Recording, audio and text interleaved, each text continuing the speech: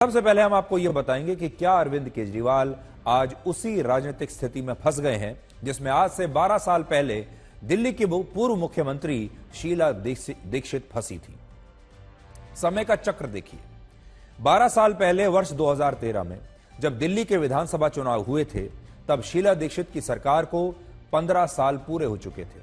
उनकी सरकार पर भ्रष्टाचार के आरोप लग रहे थे। सरकार के खिलाफ जबरदस्त एंटी इनकम्बेंसी थी और दिल्ली का आम आदमी कांग्रेस की सरकार से त्रस्त हो चुका था। हालांकि आज भी बहुत सारे लोग ये मानते हैं कि शीला दीक्षित की सरकार में दिल्ली में बहुत काम हुआ है। उस समय अरविंद केजरीवाल दिल्ली के लिए एक नई क्रांति बनकर आए और उन्होंने वादा किया कि वो दशकों पुरानी इस घिसी पिटी राजनीतिक व्यवस्था को हमेशा के लिए बदल देंगे। लोगों को यह बात बड़ी अच्छी लगी कि केजरीवाल उस समय यह कहते थे कि वो मुख्यमंत्री बनने के बाद भी कभी भी बड़ा बंगला नहीं लेंगे, बड़ी गाड़ी नहीं लेंगे, सुरक्षा नहीं लेंगे और एक आम आदमी की तरह रहेंगे और दिल्ली के लिए एक आम आदमी की सरकार जो है वो चलाएंगे। और इसीलिए उन्होंने अपनी पार्टी का जब नाम रखा तो वो भी आम आदमी पार्टी रखा। दिल्ली के लोगों को बड़ी उम्मीद थी कि एक व्यक्ति ऐसा आया है जो कहता है कि मैं भ्रष्टाचार को जड़ से खत्म कर दूंगा।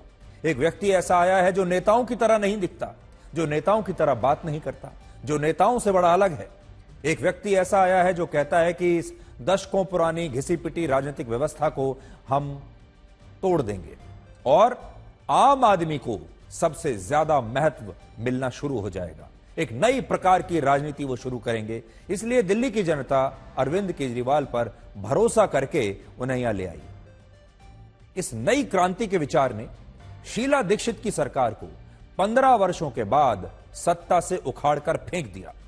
लेकिन जो 15 वर्ष पहले शीला दीक्षित के साथ हुआ था, आज उसी का डर केजरीवाल को भी सता रहा है।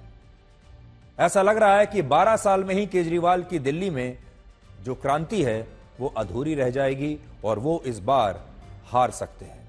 ये बात हम क्यों कह रहे हैं? ये तो वैसे दिल्ली की जनता तय करेगी कि केजरीवाल हारेंगे या जीतेंगे। अगर जीतते हैं तो चौथी बार सरकार बनाकर वो एक नया रिकॉर्ड बना देंगे, इतिहास रच देंगे। अगर हारते हैं तो बीजेपी की वापसी भी बड़ी ऐतिहासिक होगी। लेकिन आज बड़ा सवाल यह है कि केजरीवाल अगर हार जाते हैं तो क्या केजरीवाल जिस क्रांति के वादे के साथ आए थे, आपने कभी सोचा है उस क्रांति का क्या हुआ?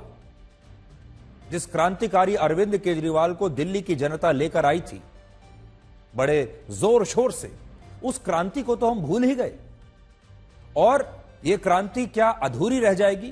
क्या यह क्रांति अब समाप्त हो चुकी है? यह बात हम इसलिए कह रहे हैं क्योंकि 8 बड़े एग्जिट पोल्स में यह अनुमान लगाया गया है कि बीजेपी को दिल्ली की 70 सीटों में से 39 से 47 सीटें मिल सकती हैं। यह एग्जिट पोल्स का अनुमान है।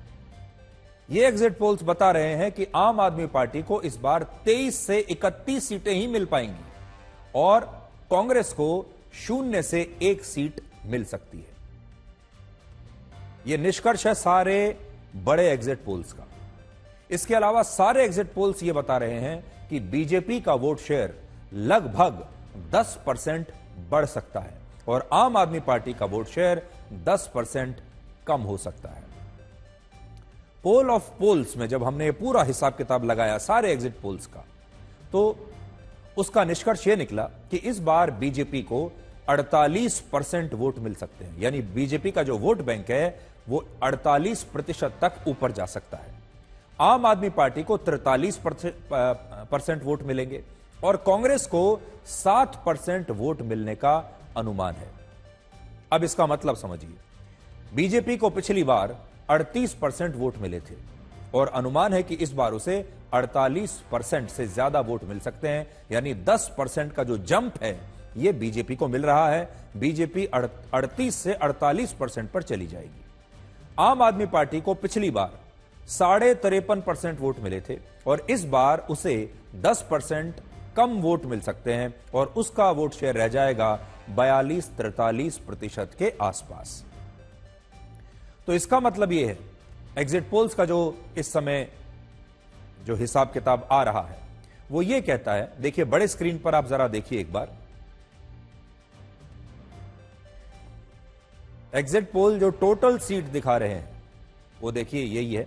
बीजेपी 39 से 47, आम आदमी पार्टी 23 से 31 और कांग्रेस पार्टी 0 या फिर बहुत ज्यादा हुआ तो 1 सीट कांग्रेस पार्टी जीत सकती है भारत की राजधानी दिल्ली में। कांग्रेस की हालत देखिए, भारत की राजधानी दिल्ली में कांग्रेस का खाता भी शायद ना खुले इस बार, और अगर खुल भी गया तो ज्यादा से ज्यादा 1 सीट। यहां आप ये भी देख सकते हैं कुल सीट हैं 70 दिल्ली की विधानसभा में, और 36 सीटें चाहिए सरकार बनाने के लिए। बीजेपी कम से कम 39, ज्यादा से ज्यादा 47 तक जा सकती है। अब यह क्यों हुआ? आम आदमी पार्टी की सीटें तो आ रही हैं 23 से 31, लेकिन अगर आप वोट शेयर देखेंगे तो 10% गिरने के बाद भी आम आदमी पार्टी का वोट शेयर अभी भी 42-43% के आसपास अभी दिख रहा है। सोचिए, पिछली बार बीजेपी का वोट शेयर 38% था, उससे भी 4% ज्यादा अब 10% गंवाने के बाद भी आम आदमी पार्टी का वोट शेयर इस समय दिख रहा है। तो जो स्थिति आपको दिख रही है, आम आदमी पार्टी का जो 10% वोट है यह बीजेपी में जाकर मिल गया। ऐसी स्थिति में संभव है कि बीजेपी दिल्ली की 70 में से 50 सीटों को भी जीत सकती है, क्योंकि 10% वोटों के स्विंग होने से सीधे सीधे 45 से 50 सीटों के समीकरण बदल जाएंगे। और पिछली बार आम आदमी पार्टी ने 53% वोटों के साथ 70 में से 62 सीटें जीती थी, और बीजेपी ने 38% वोटों के साथ सिर्फ 8 सीटें जीती थी। हालांकि यहां पर हम एक बात स्पष्ट करना चाहते हैं कि हरियाणा में, महाराष्ट्र में, झारखंड के चुनाव में एग्जिट पोल्स गलत साबित हुए थे, और लोकसभा के चुनाव में भी एग्जिट पोल्स का अनुमान गलत निकला था। इसलिए इतनी गुंजाइश आप छोड़कर चलिएगा कि हो सकता है इस बार भी एग्जिट पोल्स गलत ही साबित हो जाएं। कौन जानता है कि दिल्ली की जनता ने क्या कहा है, उनका मूड क्या है। एग्जिट पोल्स तो कहते हैं कि बीजेपी आ रही है, लेकिन हो सकता है कि एग्जिट पोल्स गलत भी साबित हो जाएं। बड़ी बात यह है कि अब जो एग्जिट पोल्स ये कह रहे हैं कि बीजेपी की 50 सीटें आ सकती हैं, क्या 8 सीट से सीधे 50 सीट पर पहुंच जाना, इतनी बड़ी जंप बीजेपी लगा सकती है? इतनी बड़ी छलांग 8 सीट से सीधे 50 सीट, और केजरीवाल के पास इतनी सीटें हैं। पिछली बार 62 सीटें थी, 62 से भी कितनी भी गिर जाएं, 25 सीटें भी अगर आप केजरीवाल की कम कर लेंगे, तब भी अरविंद केजरीवाल की पार्टी सरकार बनाने की स्थिति में रहेगी। तो क्या दिल्ली की स्थिति ऐसी हो चुकी है कि अरविंद केजरीवाल की पार्टी बिल्कुल ही उखड़ गई है? उखड़ी तो बिल्कुल नहीं है, क्योंकि 42% वोट शेयर तो एग्जिट पोल भी दिखा ही रहे हैं अरविंद केजरीवाल की पार्टी का। तो 42-43% मतलब अच्छा वोट शेयर है। बीजेपी का तो 38% ही था पिछली बार, लेकिन 42% वोट शेयर के बाद भी केजरीवाल अपनी सरकार नहीं बना पाएंगे अगर ये एग्जिट पोल सही हैं तो। अरविंद केजरीवाल ने वर्ष 2013 और फिर 2015 का विधानसभा चुनाव मुफ्त की रेवड़ियों से नहीं जीता था। आज थोड़ा सा पुराने जमाने में जाने का समय है। उस समय केजरीवाल क्यों जीते थे? तब तो उन्होंने मुफ्त में कुछ नहीं दिया था। ये मुफ्त की रेवड़ियों के बारे में दिल्ली के लोगों को पता ही नहीं था। उस दौर में 2013 में और 2015 में उस समय लोगों ने केजरीवाल के इस क्रांतिकारी मॉडल को बड़ा पसंद किया था, जिसमें वो पूरी राजनीतिक व्यवस्था को बदलने की बात कहते थे, भ्रष्टाचार को जड़ से खत्म करने की बात कहते थे।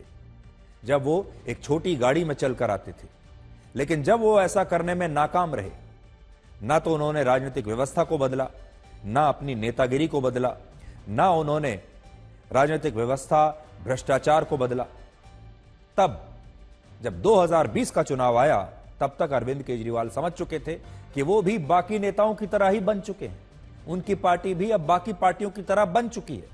उन्होंने भी ऐसे नेताओं से और ऐसे उद्योगपतियों से हाथ मिला लिया है जिनके बारे में किसी जमाने में वो ये कहते थे कि मैं इन्हें एक्सपोज कर दूंगा। और ये तब की बात है जब केजरीवाल मुफ्त की रेवड़ियों का नया बिजनेस मॉडल लेकर आए, और वर्ष 2020 का चुनाव उन्होंने पूरी तरह से मुफ्त की रेवड़ियों के सहारे जीता, और दिल्ली की जनता ने मुफ्त की रेवड़ियां खाई और वो क्रांति को भूल गए। आज पूरे देश को हम ये याद दिलाना चाहते हैं कि क्या पूरा देश, खासतौर पर पंजाब के लोग, खासतौर पर दिल्ली के लोग, क्या इस क्रांति को भूल चुके हैं जिस क्रांति का वादा अरविंद केजरीवाल ने किया था? और अगर भूल चुके हैं, उन्हें यह बात पसंद आ रही है, नहीं पसंद आ रही है, इस शनिवार को इस बात पर भी यह जनमत संग्रह होगा कि उस क्रांति का क्या हुआ। क्या वो क्रांति समाप्त हो चुकी है या उस क्रांति से लोगों को अभी भी कुछ उम्मीद बची है? अब ऐसा लगता है कि दिल्ली में खराब हवा, खराब पानी, खराब सड़कें और विकास न होने से लोगों ने यह किया है कि वो मुफ्त की रेवड़ियां तो लेंगे, लेकिन इसके लिए वो आम आदमी पार्टी को नहीं बल्कि बीजेपी को चुनेंगे। अगर एग्जिट पोल सही हैं तो इसका मतलब यह होगा कि दिल्ली के लोगों को मुफ्त की रेवड़ियां तो चाहिए, लेकिन इस बार केजरीवाल से नहीं चाहिए, इस बार मोदी से चाहिए। और दिल्ली की जनता यह चाहती है कि रेवड़ियां भी मिलती रहें, बिजली पानी का बिल भी माफ हो, बसों में किराया भी माफ हो जाए, बाकी पैसा भी आता रहे और साथ में दिल्ली की सड़कें भी सुधरें, दिल्ली की हवा भी सुधरे और दिल्ली में जो व्यवस्था है, विकास है, वो भी होता रहे। यानी दिल्ली की जनता को दोनों हाथ में लड्डू चाहिए, रेवड़ी भी चाहिए और विकास भी चाहिए। अगर ऐसा होता है, अगर बीजेपी आती है, तो इसका मतलब यह होगा दिल्ली में इस बार का चुनाव आम आदमी पार्टी वर्सेस बीजेपी के बारे में नहीं था, बल्कि यह चुनाव जो है यह असल में केजरीवाल वर्सेस केजरीवाल का ही चुनाव है। लोगों को यह तय करना था कि उन्हें दिल्ली में 12 वर्षों के बाद भी केजरीवाल चाहिए या केजरीवाल नहीं चाहिए। अगर आप धुरी देखें इस चुनाव की, तो इस चुनाव की धुरी में या इस चुनाव के नीचे आपको विकास का मुद्दा नहीं दिखाई देगा। इस चुनाव का मुद्दा एक ही है, केजरीवाल चाहिए या नहीं चाहिए। तो यह केजरीवाल का चुनाव है, यह केजरीवाल पर जनमत संग्रह है। दिल्ली के लोगों को यह तय करना है कि वो अगले 5 साल केजरीवाल के साथ रहना चाहते हैं या केजरीवाल के बिना रहना चाहते हैं। अगर आप एक कारण और एक मुद्दा दिल्ली का पूछें हमसे, तो मुद्दा यही है, केजरीवाल और नो केजरीवाल। और ऐसा लगता है कि लोगों ने इस बार केजरीवाल को शायद खारिज कर दिया है। अगर ये एग्जिट पोल सही हैं तो दिल्ली में आम आदमी पार्टी की जीत के बाद भी उसकी चुनौतियां कम नहीं होंगी। अब हम दूसरा सिनेरियो आपके सामने रख रहे हैं। मान लीजिए अरविंद केजरीवाल जीत जाते हैं, पिछली बार की तरह 62 सीटें तो नहीं आएंगी, लेकिन मान लीजिए कि 35-36 सीटें लेकर किसी तरह से जीत जाते हैं, तो क्या यह इस बार बहुत आसान रहने वाला है? इस बार आसान बिल्कुल नहीं रहेगा। और मैं आपको बताता हूं कि एक बहुत बड़ी चुनौती उनका इंतजार कर रही है, जिसके बारे में किसी ने सोचा नहीं है। शराब घोटाले के मामले में ईडी ने केजरीवाल और मनीष सिसोदिया के साथ साथ आम आदमी पार्टी को भी आरोपी बनाया है। और यह देश में पहली बार ऐसा हुआ है जब किसी घोटाले में नेताओं के साथ साथ एक पार्टी को ही आरोपी बना लिया गया है। और अगर आम आदमी पार्टी के खिलाफ ये सभी आरोप सही साबित हो जाते हैं, तो आम आदमी पार्टी की मान्यता रद्द हो जाएगी और उसके सभी विधायकों की सदस्यता भी इसके बाद खारिज हो सकती है। इसलिए चुनाव जीतने के बाद भी अरविंद केजरीवाल की और आम आदमी पार्टी की ये मुश्किलें कम से कम नहीं होने वाली हैं। ये एक बहुत बड़ी चुनौती उनका इंतजार कर रही है, क्योंकि उनकी पार्टी इस समय आरोपी है। वो खुद आरोपी नहीं है, पार्टी ही आरोपी है। और अगर आम आदमी पार्टी इस बार जीत गई तो केजरीवाल दिल्ली में चौथी बार सरकार बनाने का एक नया रिकॉर्ड बना देंगे। इसका मतलब यह है कि केजरीवाल जीते या बीजेपी जीते, दिल्ली की जनता इतिहास तो बनाने ही वाली है। दोनों ही तरह से दिल्ली में एक नया इतिहास लिखा जाएगा। केजरीवाल जीते तो 4 बार सरकार बनाने का नया इतिहास, नया रिकॉर्ड वो कायम कर देंगे। अगर बीजेपी जीती तो वर्ष 1998 के बाद दिल्ली में 27 साल के बाद बीजेपी का यह वनवास खत्म होगा और बीजेपी दिल्ली में सरकार बनाएगी। आप सोचिए, प्रधानमंत्री मोदी को कैसा लगता होगा कि उन्होंने लगभग पूरा देश जीत लिया, 3 बार लोकसभा का चुनाव जीत लिया, लेकिन वो भारत की राजधानी दिल्ली को नहीं जीत पाए। और अगर कांग्रेस इस बार भी शून्य पर ही सिमट गई तो यह भी एक नया रिकॉर्ड बनेगा, क्योंकि कांग्रेस लगातार तीसरे चुनाव में 0 पर सिमट जाएगी। और इसलिए दिल्ली के नतीजों के बारे में इस बार राहुल गांधी के लिए भी काफी सारी सीख छिपी होंगी। लोकसभा चुनाव के बाद कांग्रेस पहले हरियाणा हारी, महाराष्ट्र हारी और अब दिल्ली में भी कांग्रेस दूर दूर तक कहीं लड़ाई में नहीं है। राहुल गांधी को यह सोचना होगा कि जिन मुद्दों की वो राजनीति कर रहे हैं, जिन मुद्दों पर वो वीडियो के बाद एक वीडियोस बना रहे हैं, वो मुद्दे उन्हें चुनावों में वोट क्यों नहीं दिलवा पा रहे हैं।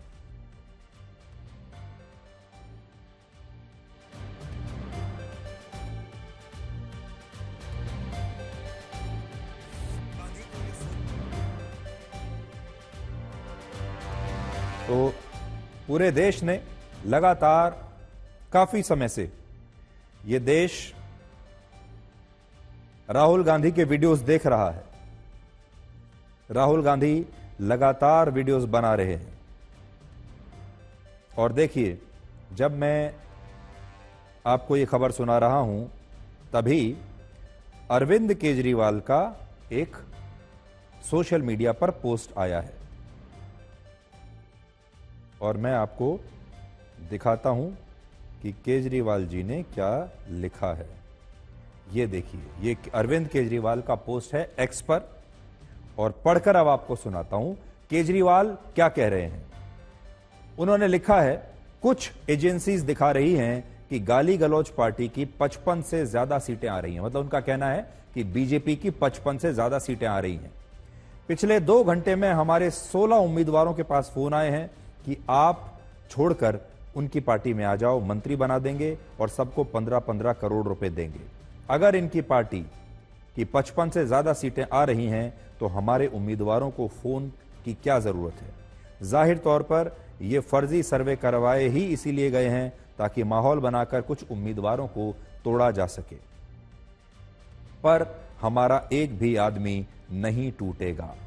अब से 26 मिनट पहले अरविंद केजरीवाल ने यह लिखा है सोशल मीडिया पर और इसका मतलब यह है कि बीजेपी कह रही है, कुछ एजेंसियां एग्जिट पोल कह रहे हैं कि 55 से ज्यादा सीटें आ रही हैं बीजेपी की, लेकिन बीजेपी हमारे ही उम्मीदवारों को फोन करके तोड़ने की कोशिश कर रही है और कह रही है कि 15-15 करोड़ रुपए ले लो और हमारे साथ आकर मिल जाओ ताकि बीजेपी सरकार बना ले।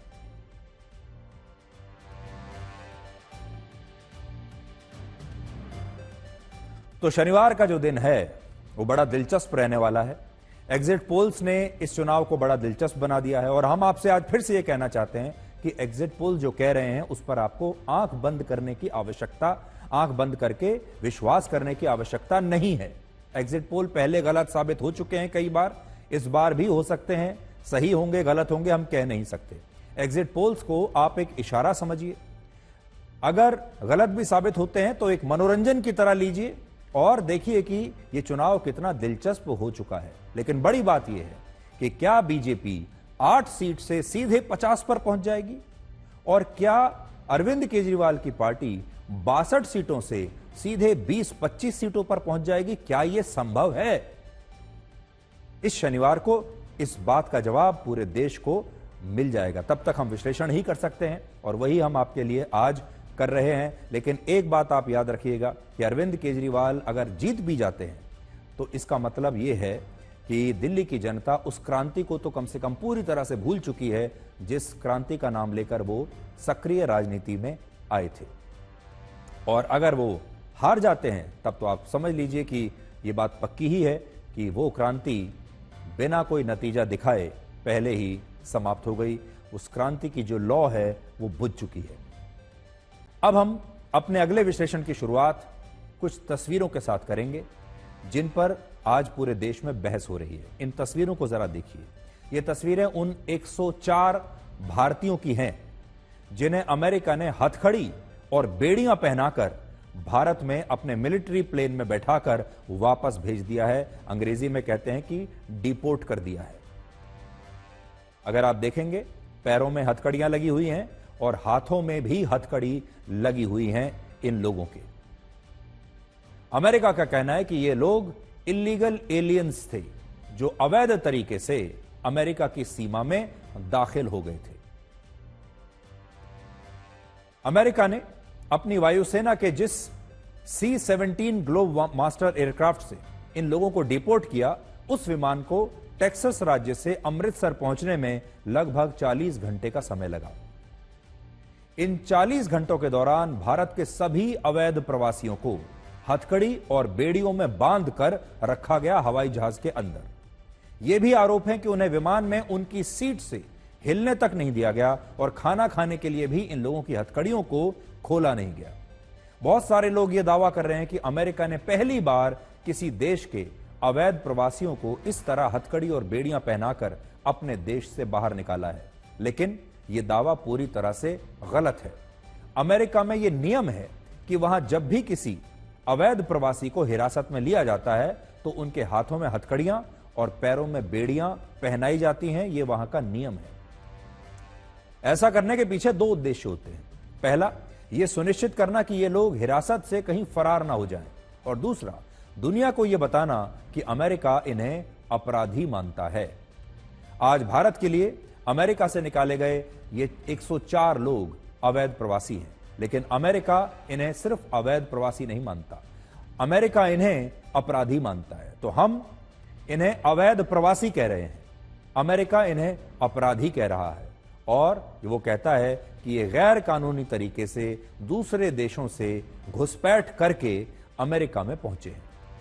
अमेरिका ने मैक्सिको, ब्राजील, ग्वाटेमाला और यहां तक कि चीन के अवैध प्रवासियों को भी इसी तरह हथकड़ियां और बेड़ियां पहनाकर वापस भेजा है, और इसलिए यह कहना कि अमेरिका ने इस तरह की कार्रवाई सिर्फ भारत के लोगों के खिलाफ की है, यह बात गलत होगी।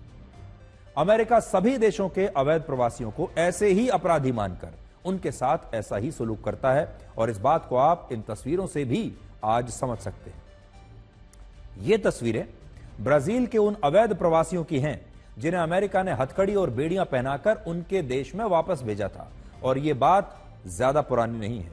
ये जो घटना है ये पिछले महीने की 25 तारीख को हुई थी, यानी 25 जनवरी की घटना है। हालांकि भारत और ब्राजील में अंतर यह है कि ब्राजील के विदेश मंत्रालय ने इस दुर्व्यवहार को अपमानजनक बताया, जबकि भारत के विदेश मंत्रालय का कहना है कि हमारे लोगों के साथ कोई दुर्व्यवहार नहीं हुआ है। यहां आपको थोड़ी जानकारी कोलंबिया के बारे में भी हम देना चाहते हैं। अमेरिका पिछले हफ्ते कोलंबिया के भी 100 से ज्यादा लोगों को इसी तरह सैन्य विमानों से हथकड़ी और बेड़ियां पहनाकर उनके देश वापस भेजना चाहता था, लेकिन कोलंबिया की सरकार ने इसका विरोध किया और अमेरिका से कहा कि अगर वो उनके लोगों को हथकड़ी लगाकर कोलंबिया वापस लाएगा तो वहां की सरकार इन लोगों को स्वीकार ही नहीं करेगी। इस धमकी के बाद अमेरिका को पीछे हटना पड़ा और कोलंबिया की सरकार खुद अपने 2 मिलिट्री विमानों को भेजकर अपने नागरिकों को वापस अपनी राजधानी बोगोटा लेकर आया। उन्होंने कहा कि आप नहीं भेज सकते, हम अपने विमान खुद भेजेंगे अमेरिका, और हमारा विमान जो है वो हमारे लोगों को बैठाकर वापस अपने देश लाएगा। लेकिन भारत ने ऐसा नहीं किया, और डोनाल्ड ट्रंप के राष्ट्रपति बनने के बाद अमेरिका ने अब तक की सबसे लंबी ये डिपोर्टेशन फ्लाइट भारत भेजी है। 40 घंटे की फ्लाइट थी। इस विमान में जो भारत के लोग थे, जो अवैध प्रवासी वहां पर थे, उनके साथ 40 घंटे क्या हुआ, अब आप खुद इन लोगों से इनकी जुबानी इनकी कहानी सुनिए।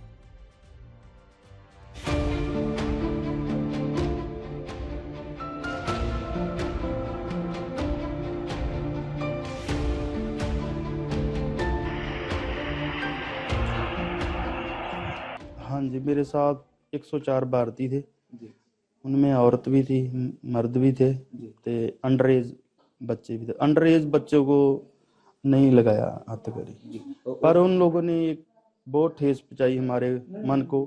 जो उन सरदारों की दस्तार उतारी ना, वो ज्यादा ठेस पहुंची हमारे को, पर उन लोगों को ये काम नहीं करना चाहिए था। उन्होंने हमें कैसे भेजा? एक क्रिमिनल जो जंजीरें डाली गई, वो क्या लीगल थी? हमारे हमने कोई क्राइम तो नहीं किया इंडिया में, एक क्रिमिनल थे हम। वहाँ भी नहीं किया, वहां भी कोई क्राइम नहीं, वहां भी हम के नाम उनकी शरण लेने गए थे, लीगली एंटर हुए थे, उनसे परमिशन ली थी, वो हमें बॉर्डर पे मिले थे, उन्होंने बोला था आप नीचे आ जाइए, आपको हम लेके जाएंगे। ट्रॉमा तो सबको हुआ है, जितने भी शॉट। हाँ, हथकड़ी पहनाने से वो इतना अनलीगली कुछ गुना तो हुए नहीं है, जो गए वहां से आए, लेकिन फिर भी वहां पे हथकड़ियां पहना के उनको यहाँ पे लाया गया है।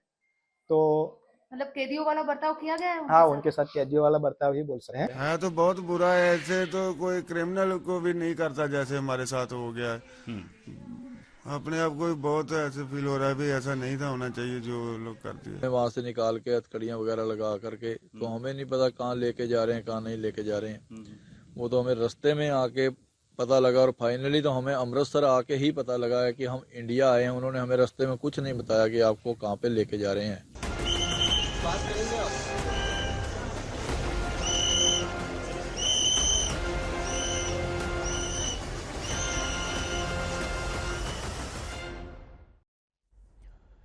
पिछले हफ्ते जब अमेरिका ने ब्राजील के लोगों को वापस उनके देश डिपोर्ट किया था, तब उन्होंने भी बिल्कुल ऐसे ही आरोप लगाए थे। ब्राजील के लोगों का कहना था कि उनके साथ विमान में मारपीट हुई, उनके साथ जानवरों जैसा सलूक हुआ, उन्हें खाना नहीं दिया गया, भूखा प्यासा रखा गया, और जब विमान रिफ्यूलिंग के लिए रुका भी, तब भी उनकी हथकड़ियों को उस समय खोला नहीं गया। इन तस्वीरों में आप ये भी देख पाएंगे कि कई घंटे हथकड़ी और बेड़ियां पहनने के कारण इन लोगों के हाथ और पैर दोनों सूज गए थे। और सबसे बड़ी बात यह है कि इन लोगों को अमेरिका के सुरक्षा अधिकारियों ने विमान में टॉयलेट जाने की भी इजाजत नहीं दी, ऐसा इनका आरोप है। इन बातों से आप समझ पाएंगे कि मानव अधिकारों का ढोंग करने वाले अमेरिका का असली चरित्र क्या है, क्योंकि हमारे देश के लोग भी और पूरी दुनिया के लोग मानव अधिकारों पर या दूसरी बातों पर सर्टिफिकेट लेने के लिए सबसे पहले अमेरिका के पास ही जाते हैं। लेकिन अमेरिका क्या करता है, आप देख लीजिए। अब इस सवाल पर आते हैं कि अमेरिका ने अवैध प्रवासियों को भारत भेजने के लिए अपनी वायुसेना के जिस C-17 ग्लोब मास्टर एयरक्राफ्ट का प्रयोग किया, यह उसने क्यों किया? क्यों उसने अपना एक मिलिट्री एयरक्राफ्ट भेजा? अमेरिका का कानून यह कहता है कि सरकार निर्वासन के लिए चार्टर्ड प्लेन या कमर्शियल प्लेन का इस्तेमाल कर सकती है, लेकिन इसमें सैन्य विमानों के इस्तेमाल का जिक्र नहीं है। उनके कानून में यह नहीं लिखा है कि वो मिलिट्री एयरक्राफ्ट से छोड़कर आएंगे ऐसे लोगों को। लेकिन इस तरह के मिलिट्री एयरक्राफ्ट का इस्तेमाल पिछले महीने से ही शुरू हुआ है। जब से डोनाल्ड ट्रंप अमेरिका के नए राष्ट्रपति बने हैं, तब से यह शुरू हुआ है। राष्ट्रपति ट्रंप ने आते ही अपने एक एग्जीक्यूटिव ऑर्डर पर हस्ताक्षर करके अवैध प्रवासियों को निर्वासित करने की जिम्मेदारी अब अमेरिका की सेना को सौंप दी है। और इसी के तहत अमेरिका की वायुसेना के विमान अलग अलग देशों के अवैध प्रवासियों को उनके देश वापस छोड़कर आ रहे हैं। अब यह जिम्मेदारी वहां की सेना पर छोड़ दी गई है। बड़ी बात यह है कि इसमें अमेरिका का ज्यादा पैसा खर्च हो रहा है। C-17 ग्लोब मास्टर जैसे विमान से अवैध प्रवासियों को भारत डिपोर्ट करने का खर्च 6 करोड़ रुपए है, जबकि अगर यही काम किसी चार्टर एयरक्राफ्ट या कमर्शियल प्लेन से किया जाता तो इसका खर्च लगभग 1 करोड़ रुपए के आसपास आता। अमेरिका ने प्रत्येक अवैध प्रवासी को भारत निर्वासित करने पर औसतन 5 लाख रुपए प्रति व्यक्ति खर्च किए हैं। और यह खर्च इतना है कि इसमें एक व्यक्ति की बिजनेस क्लास की या फर्स्ट क्लास की टिकट आ सकती थी। अमेरिका अपनी इस निर्वासन की प्रक्रिया पर इतना पैसा खर्च करके मिलिट्री एयरक्राफ्ट्स का इस्तेमाल इसलिए कर रहा है क्योंकि वो पूरी दुनिया को यह संदेश देना चाहता है कि अगर किसी देश के लोग वहां गैर कानूनी तरीके से आएंगे तो अमेरिका की सेना उस देश में अपना सैन्य विमान भेजकर इन लोगों को वापस वहां छोड़कर आएगी। सेना के विमान को किसी दूसरे देश की भूमि पर उतारना एक बहुत बड़ा संदेश होता है, और अमेरिका इस समय बिल्कुल यही कर रहा है, जिस पर कई देशों ने विरोध जताया है और इसे अपनी संप्रभुता के खिलाफ उन्होंने माना है। क्योंकि किसी देश का मिलिट्री एयरक्राफ्ट, उनके वायुसेना का अगर कोई विमान किसी दूसरे देश में जाकर लैंड करता है तो यह वहां की संप्रभुता को भी एक चुनौती है। इसीलिए ऐसे मामलों में अक्सर सिविलियन प्लेन्स का इस्तेमाल किया जाता है। लेकिन अमेरिका, या आप ये कह लीजिए कि डोनाल्ड ट्रंप इस मामले में बहुत सख्ती दिखा रहे हैं। यहां यह बात भी बड़ी महत्वपूर्ण है कि अमेरिका ने सिर्फ भारत के लोगों को ही अपने सैन्य विमान से इस तरह नहीं भेजा है, बल्कि वो मैक्सिको, ब्राजील, पेरू और ग्वाटेमाला के अवैध प्रवासियों को भी ऐसे ही मिलिट्री एयरक्राफ्ट में बैठाकर उनके देश छोड़कर आया है। अब जरा यह देखिए कि क्या पहली बार अमेरिका ने भारत के अवैध प्रवासियों को इस तरह अपने देश से बाहर निकाला है? तो इसका जवाब है नहीं। वर्ष 2009 से लेकर अब तक अमेरिका हर साल 500 से 2000 अवैध प्रवासियों को अपने देश से ऐसे ही भारत भेजता आ रहा है। 2009 से लेकर अब तक हर साल अमेरिका ये भेजता है। ये पहली बार नहीं हो रहा है, अमेरिका ये काम हर साल करता है। और ये डेटा जरा अपनी स्क्रीन पर आप देखिए, बड़ी स्क्रीन पर आपको मैं ये डेटा दिखाता हूं। इस डेटा को देखेंगे तो आपको समझ में आएगा कि 2009 से लेकर और 2025 तक अमेरिका ने हर साल कितने भारत के लोगों को वापस भेजा है। और आप देखेंगे इसमें पीक समय जो आपको दिखाई दे रहा है, 2019 में तो लगभग 2000 लोगों को अमेरिका ने वापस ऐसे ही भारत भेजा था। और आज संसद में भारत के विदेश मंत्री एस जयशंकर ने भी यही बात कही है। उन्होंने कहा कि अमेरिका से भेजे गए भारतीयों के साथ किसी तरह का कोई दुर्व्यवहार नहीं हुआ है और इन लोगों को यात्रा के दौरान टॉयलेट ब्रेक भी दिया गया था। इनकी बाकी चीजों का भी ध्यान रखा गया, किसी की तबीयत खराब हो जाए उसके लिए उन्हें उसके लिए मेडिकल असिस्टेंस भी दिया गया। यानी भारत सरकार को इसमें कोई परेशानी दिखाई नहीं दे रही है। Deportations by the US are organized and executed by the Immigration and Customs Enforcement ICE authorities. The standard operating procedure for deportation by aircraft used by ICE, that is effective from 2012. I repeat, that is effective from 2012, provides for the use of restraints. However, we have been informed by ICE that women and children are not restrained. Further, the needs of deportees, including during transit, related to food and other necessities, including possible medical emergencies, are attended to. During toilet breaks, deportees are temporarily unrestrained if needed in that regard. आज संसद भवन के परिसर में विपक्ष के सांसदों ने खुद हथकड़ियां पहनकर सरकार के खिलाफ प्रदर्शन किया और कहा कि सरकार की वजह से अमेरिका ने भारत का अपमान किया है। संरक्षण की आवश्यकता एक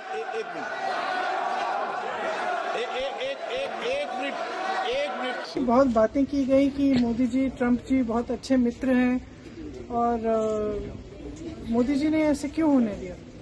क्या हम अपना जहाज नहीं भेज सकते थे उनको लेने के लिए? इस तरह से क्या इंसानों के साथ बर्ताव किया जाता है कि उनको हथकड़ियां पहना के बेड़ियां पहना के भेजा यहाँ पे? जो सपना दिखा रहे थे भारत देश को विश्व गुरु बनाने के, वो आज मौन क्यों हैं? और सरकार से कुछ सवाल हैं। सवाल सिर्फ ये नहीं कि अमेरिका से हालात के मारे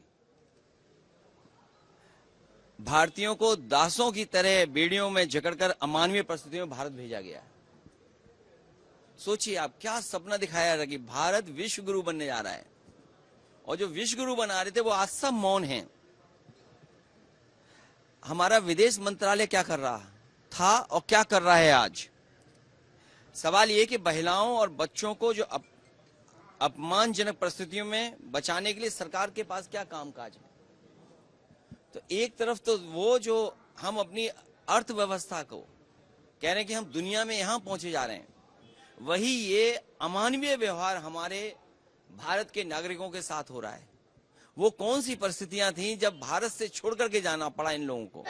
और ट्रंप का बाई बाई का रिलेशन है, सारे मोदी जी खुद बोलते हैं। और 56 इंच का चेस्ट का अपना जीना तान के चलते थे मोदी जी। इसका क्या हो गया? अभी एक हिंदुस्तानियों का साथ ऐसे व्यवहार कर रहा जा रहा है और ऐसे क्लियर कर रहा जा रहा है, ये चेंज बिठाया जा रहा है। इसके खिलाफ कोई भी बात करने के लिए प्रधानमंत्री तैयार नहीं है। ट्रंप और मोदी जी की दोस्ती है, ऐसे मोदी जी और उनके लोग कहते हैं। फिर भी मैंने जो फोटो और पिक्चर देखा है, हमारे लोगों को हथकड़ी पहनाकर प्लेन में बिठाया। अब बड़ी बात यह है, आपने देखा होगा विपक्ष के नेता बातें कर रहे हैं और कह रहे हैं कि भारत के लोगों का अपमान हुआ है, भारत का अपमान हुआ है और भारत सरकार को अपना खुद का प्लेन भेजना चाहिए था इन लोगों को वहां से वापस लाने के लिए। लेकिन आज हमारे भी कुछ सवाल हैं। पहली बात तो ये है कि ये सारे लोग क्या भारत सरकार की इजाजत लेकर वहां पर गए थे? क्या भारत सरकार ने ये कहा था कि आप वहां गैर कानूनी तरीके से अमेरिका में प्रवेश कर जाइए? क्या भारत की सरकार को इस बात की जानकारी थी कि ये लोग वहां पर जा रहे हैं? और भारत की सरकार जरूर अपने लोगों के लिए हवाई जहाज भेजती है उन्हें लाने के लिए, लेकिन उनके लिए भेजती है जो वैध नागरिक होते हैं, जो कानूनी तरीके से दूसरे देशों में रह रहे हैं उनके लिए भेजती है। आपको याद होगा जब कभी कहीं युद्ध की स्थिति हो जाती है तो भारत की सरकार उन देशों में अपना विमान भेजकर वहां से लोगों को एयरलिफ्ट करती है। ऐसा एक नहीं कई बार हुआ है। आप देखिए जब रशिया और यूक्रेन के बीच युद्ध हुआ तो यूक्रेन में हमने अपने कितने सारे छात्रों को स्पेशल प्लेन भेजकर वहां से एयरलिफ्ट किया, उनके लिए सारा इंतजाम किया, क्योंकि ये सारे लोग कानूनी तरीके से वहां पर गए थे। इसी प्रकार से कोविड के समय भारत ने पूरी दुनिया में रह रहे भारतीयों को स्पेशल प्लेन भेजकर अपने देश वापस बुलाया था। लेकिन ये वो लोग थे जो कानूनी रूप से भारत सरकार से और उन देशों से वीजा लेकर, पासपोर्ट लेकर तब वहां पर गए थे। इसलिए भारत ने अपने प्लेन भेजकर इन्हें वहां से मंगवाया। बड़ी बात यह है कि जो लोग कानूनों को तोड़कर, पहले उन्होंने यहां का कानून तोड़ा, फिर वहां का कानून तोड़ा, और उन्हें वापस लाने के लिए प्लेन अगर भेजती है सरकार, ये प्लेन का पैसा कौन देगा? ये प्लेन का पैसा देंगे टैक्स पेयर, हमारे और आपके जेब से पैसा लेकर उन लोगों को वहां वापस लाने की बात हो रही है जो गैर कानूनी तरीके से वहां हैं और अमेरिका की सरकार की नजर में अपराधी हैं, और उनके लिए हम अपना पैसा खर्च करके उन्हें यहां पर बुलाएं, और ये पैसा इस देश की आम जनता का पैसा होगा। क्या यह सही है? आज बड़ा सवाल यह है कि भारत का अपमान किसकी वजह से हुआ है? क्या भारत की सरकार की वजह से हुआ है? क्या भारत का अपमान मोदी सरकार की वजह से हुआ है, या उन लोगों की वजह से हुआ जो अवैध तरीके से अमेरिका में दाखिल हुए, जिन्होंने ना वीजा लिया ना पासपोर्ट लिया, चोरी चोरी किसी के घर में घुस रहे हैं? आप खुद सोचिए, अगर आप एक बहुत शानदार मकान में रहते हैं, आपके मकान में कुछ लोग रहना चाहते हैं, आपके जैसे लाइफस्टाइल जीना चाहते हैं, और वो चोरी से अगर आपके मकान में दाखिल हो जाएं, तो आप उनके साथ क्या करेंगे? अमेरिका ने जिन 104 भारत के लोगों को डिपोर्ट किया है, उनमें 48 तो ऐसे हैं जिनकी उम्र 25 साल से भी कम है, 13 नाबालिग बच्चे हैं, और इनमें भी एक बच्चा तो सिर्फ 4 साल का है। आप जरा सोच कर देखिए, ये कौन से परिवार हैं, ये कौन से लोग हैं जो अपने 4 साल के बच्चे को इतना जोखिम उठाकर, इतनी परेशानियों में डालकर, जंगलों से न जाने कितना पैदल चला चलाकर अवैध रूप से अमेरिका ले जा रहे थे।